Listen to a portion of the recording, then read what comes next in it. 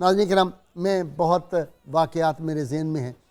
اللہ کی توفیق سے میں نے بڑا اس ماں کے بارے میں پڑھا، لیکن وہ ساری کتابیں ایک طرف، آج جو چیز میں آپ کو سنانے والا ہوں میری نظر میں جتنا ایک طالب علم پڑھ سکا ہوں زندگی میں،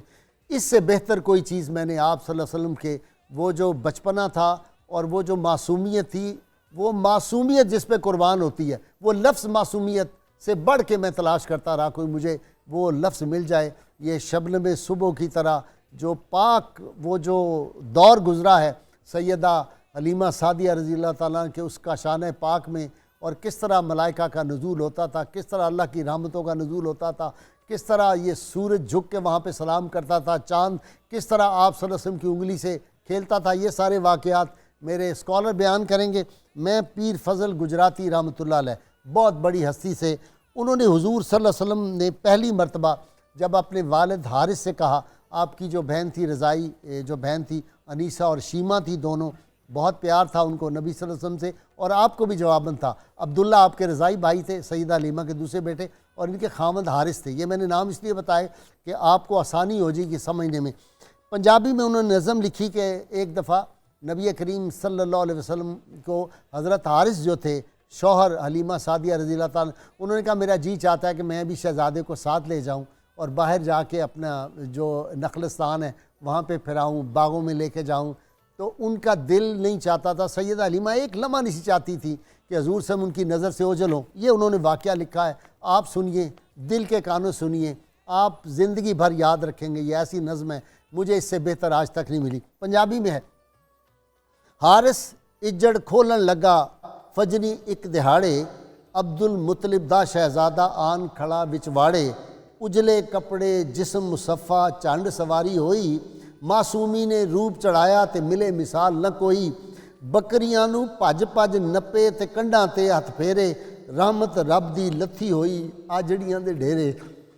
بز بچیاں نو جفے مارے تے سینے نال لگائے، ارد بگردوں پتر چن چن موہاں دے وچ پائے، بکریاں دے منکے لاندا تے بچیاں دے گل پاندا۔ جو بڑی بکریاں تھیں ان کے ہار آپ صلی اللہ علیہ وسلم اتارتے اور ان کے بچوں کے گلوں میں ڈالتے۔ بکریاں دے منکے لاندا بچیاں دے گل پاندا، حارث کول کھلوتا ویکھے صدقے ہو جاندا، مائی حلیمہ اینے چر وچ کالی کالی آئی، خیمے وچ کا توڑی رہندی ویکھن دی صدرائی، کپڑے جھاڑے سر منہ چومیا گودی وچ بٹھایا، پلے وچوں ستو جھاڑے تے سجرا دودھ چوایا، سونے کھا کے چھڈیا جیڑا بچیاں اگے رکھے، آپوں بھی کچھ او دے وچوں سمجھ تبرک چکے، او دے وچوں حارث نوں بھی لبا ایک نوالا، ونڈ او دا پس خوردہ کھاندا ٹبر پاگاں والا، حارث آکھے شہزادے نوں اپنے دوش بٹھاواں، اجڑ نال کھڑاں وچ جنگل اج کچھ سیر کراواں، عبداللہ نوں چاچا او دا مونڈیاں اوپر چائے، متاں اکلا جنگل دے وچ شہزادہ گھبرائے، ہوسن نوں تے اسی بھی ہوساں نال کھڈاوے سارے، پاویں کی کچھ ہووے ہوندے ہانیاں ہان پیارے، کہے حلیمہ پاویں سارا جائے بدل زمانہ، جنگل دے ول شہزادے نوں ہون نہ دیاں روانہ۔ ادھر ہیں جنہ دیاں تھاواں، جن اور بھوت وہاں پہ ہوتے تھے اس وہ بستی کے قریب، ادھر ہیں جنہ دیاں تھاواں تے پریاں دے ڈیرے، سن کے نام جنگل دا پیندا ہول کلیجے میرے، اے تواڈے کولوں کدرے اولے ہو نہ جاوے، اکاں دے مت پتر توڑے اکھیاں تے ہاتھ لاوے، کئی خیال دماغ میرے وچ آمن من پرواون، ملیاں دے ول ہاتھ ودائے کنڈے چب نہ جاون، جنگل دے وچ چلدی رہندی ہر دم لال ہنیری، اینو نال کھڑے نہ کوئی جندڑی ڈولے میری، بادے سموم کرے نہ حملہ میں جوندی مر جاواں، ویلا وقت گنوا کے ہتھوں کیوں بیٹھی پچھتاواں، پھول میرے نے وقت دوپہراں، حضور کو پھول سے تشبیہ دیتی ہے، پھول میرے نے وقت دوپہراں دی نہیں سختی سہنی، ہے وسواس طبیعت نازک اے دی ٹھیک نہیں رہنی، حارث آکھے رکھ حلیمہ دل وچ این تسلا، اے انہونیاں گلاں منہوں نہ کڈ خیری صلاح، کوئی آساب بلا نہیں ادھر میں اج جدھر جانا ہے، نخلستان گھنے دی چھاویں اینو چل بہانا ہے، پانی چھڑک زمین دے اتے ستھری جگہ بناساں، میں اوپر دی اپنی چادر اے دے ہیٹھ وچاساں،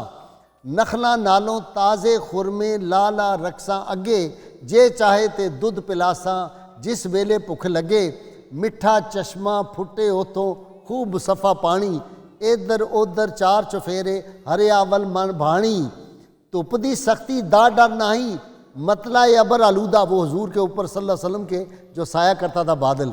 धुप दी सख्ती दा डर नाही, मतला अबर आलूदा, एदे भागी साडा भी अज लंघ सी वक्त असूदा, बादे समूम ते सरसद साडी जू विच वगदी नाही, ए जिस दिन दा आया ए सोहना गईयां बदल हवाई। सुभान अल्लाह। ये हलीमा सुनिया गल्लां तो होई ज़रा दलेरी, जा हारस मैं दियाँ इजाज़त मन्ना मर्जी तेरी, अपने शौहर को इजाज़त दे रही है। केर लिया, ये शेर जो है मुझे तो बस मेरे कल्ब की अजीब कैफियत हो जाती है। केर लिया रहमत दी बदली वागोए जोरी जोरी पुरिया, घेर लिया रहमत दी बदली वागोए जोरी पुरिया, छेड़ू उमतां दा जिस होना इजड़ चारन टुरिया। आय हाय, छेड़ू उमतां दे जिस होना। सुभान अल्लाह सुभान अल्लाह, इससे बेहतर टर्म नहीं कोई आ सकती। बैठा चढ़ हारस दे मोडे, हुजूर सल्लल्लाहु अलैहि वसल्लम बैठ गए उनके मोडे पे, बैठा चढ़ हारस दे मोडे रखिया मुख पचेरे, पीछे माई साहबा को देख रहे हैं हुजूर, माई वेखे चुक चुक हड्डियां जूं जूं टुरे अगेरे, ओढ़क नूं एक टिब्बे उत्ते चढ़ सोहणे नूं वेखे, शामां नूं चन खैरी मुड़सी दिल विच करदी लेखे, सोहना नज़रों ओले होया माई सुरत वंजाई, बाहर वारों डिगदी टहंदी खैमे दे विच आई। शीमा अते अनीसा हुजूर की दोनों रिजाई बहनें, शीमा अते अनीसा दोवें सन खैमे विच खलियां, कहे उन्हां नूं मोढे कुटो चसो मेरियां तलियां, दोवें भैणां पुछण अम्मा किथे वीर प्यारा, अंदरां दे विच रौनक नाही सूना आंगण सारा। वो आखे अज पहली वारी जंगल वल सिधाया, नाल अयालियां इज्जड़ चारन अब्दुल्ला दा जाया, हाथ उठाओ ते झोलियां अड्डो मंगो खैर दुआई, चाई चाई टोरिया मैं परते चाई चाई, जिन्नू वेख न रजन दीदे मुड़ो मुख विखावे, शामा तोड़ी शाम साडा परत घरां नूं आवे। सुन के भैणां दे दिल खुस्से कर ले ओले मोले, गुड़ियां विच पटारी रहियां डोलियां विच पटोले। उस दिन खेली नहीं गुड़ियों के साथ। माई नूं कोई कम ना सुझे थाऊं मूल ना हले, जे हले ते ऐनी हले उठ बरूहा मले, यानी दरवाजे पे खड़ी हो जाए, बरूहा मले चौखट पे जाके खड़ी हो जाए। सुक्की साणक, ये जिसमें आटा गूंथते उसको साणक कहते हैं पंजाबी में। सुक्की साणक तवाए मूंदा चूल्हे दे विच पानी, अज नहीं तौण उत्ते बै रोटी मेरे दिलबर खानी। हुजूर ने खाना नहीं खाना तो फिर हमने भी नहीं आज खाना, आटा ही नहीं गूंदना। सूरज दे वल मुड़ मुड़ वेखे मुड़ मुड़ मिणे पछावे, पछावे का मतलब है वो साया देखना, उसको नाप रही है कि अब इतना साया हो गया, अब इतना हो गया। सूरज दे वल मुड़ मुड़ वेखे मुड़ मुड़ मिणे पछावे, उब्बे साह भरे ते आखे शाम नहीं पैनी पावे। लंबे सांस लेती थी, जैसे गम हो जाता है बंदे को। औंसियां पावे काग उड़ावे मुड़ मुड़ कड्डी फालां, फुरकत दा दिन कट्टण वाते सभे चलियां चालां।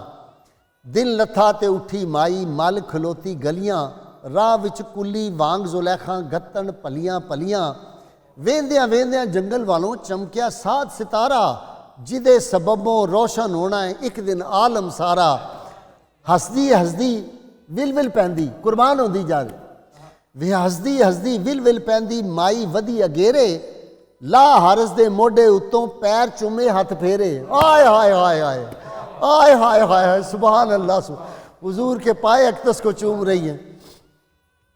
इथू आपू टुरदा सोना खैमे दे वेल आया, हुजूर उतर गए और चलना शुरू कर दिया। इथू आपे टुरदा सोना खैमे दे वाल आया, सैरां ते तफरीहां हथों चढ़िया रूप सवाया।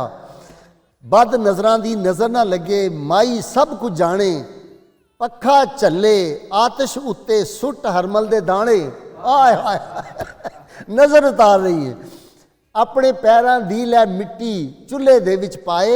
सूइयां मिर्चां सरतू वारे काली लीर तो खाए। ये पंजाबी समझने वाले जो हैं वो समझेंगे कितनी गहराई है। देख रही हैं, फिल्म चल रही है सामने। कोसे पानी नाल निहाया, बिस्तर नरम बिछाया, माई दोहां जहाना ताई नाल कलेजे लाया। पिनियां कुटे पैर दबाए, हुजूर सल्लल्लाहु अलैहि वसल्लम के पिनियां कुटे पैर दबाए, बलहारी जांदी बलहारे जांदी, پنیاں کٹے پیر دبائے ہو بلہارے جاندی، قربان ہو رہی ہے، پنیاں کٹے پیر دبائے ہو بلہارے جاندی، جس ویلے اکھ لائی سونے بیٹھی مل پواندی، پواندی کی طرف بیٹھ گئی ہیں، پاؤں کی پائے اقدس کی طرف بیٹھ گئی ہیں۔ بہر محبت ٹھاٹھاں لاندا جو رب بخشیا تینوں، اسے وچوں ایک گھٹ پانی کری عنایت مینوں۔ یہ پیر صاحب کہہ رہے ہیں مائی صاحبہ کو، بہر محبت ٹھاٹھاں لاندا جو رب بخشیا تینوں، اسے وچوں ایک گھٹ پانی کری عنایت مینوں، اپنے سونے دا سر صدقہ مینوں ٹور نہ خالی، پکڑ پیالہ در تیرے تے آیا فضل سوالی۔ ناظرین کرام، بس یہ نظم پڑھنے کا مقصد یہ تھا کہ حلیمہ سعدیہ رضی اللہ تعالیٰ عنہ کی روح پاک کو مخاطب کر کے حضور کا صدقہ دے کے ان سے عرض کرتے ہیں قیامت کے روز ہمیں اپنے غلاموں میں شامل کر لیجئے گا۔ نبی کریم صلی اللہ علیہ وسلم کو آپ سے جتنا پیار تھا، نبی کریم صلی اللہ علیہ وسلم جس طرح آپ نے 4 مرتبہ آپ صلی اللہ علیہ وسلم کو شہید کرنے کی سازش ہوئی، کس طرح آپ نے بچایا، کس طرح چہرہ مصطفیٰ صلی اللہ علیہ وسلم کے آپ نے بوسے لیے، لبائے مصطفیٰ کے بوسے لیے، اللہ کے واسطے سید عالمین صلی اللہ علیہ وسلم صدقے ہمیں حلیمہ سعدیہ کے صدقے رسول کریم صلی اللہ علیہ وسلم نگاہ کرم فرمائیں، اس امت پہ کرم فرمائیں۔